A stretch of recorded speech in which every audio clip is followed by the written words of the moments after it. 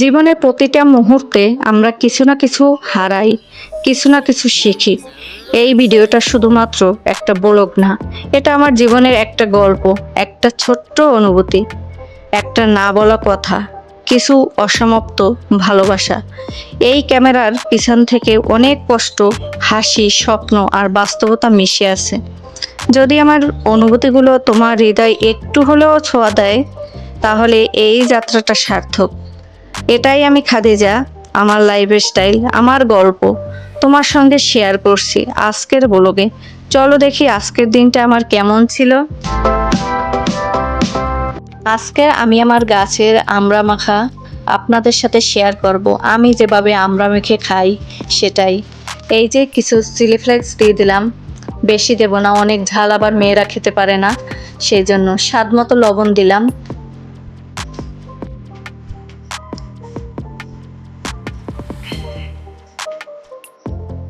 এবার একটু সরিষার তেল দেব।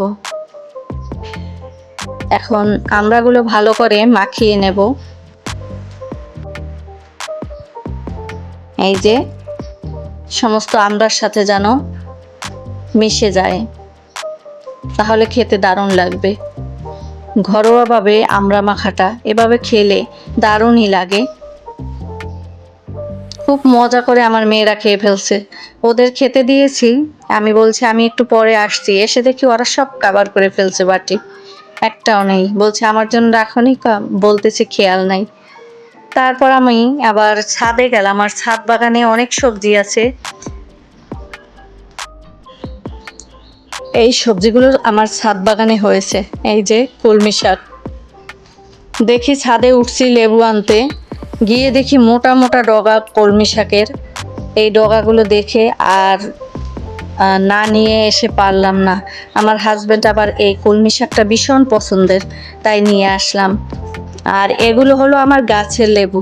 দেখেন লেবুগুলো কত পেকে গেছে, তাই কিছু নিয়ে আসলাম। আরো অনেক আছে গাছ ভর্তি লেবু, আপনাদের সাথে গাছ ভর্তি লেবুও শেয়ার করছি।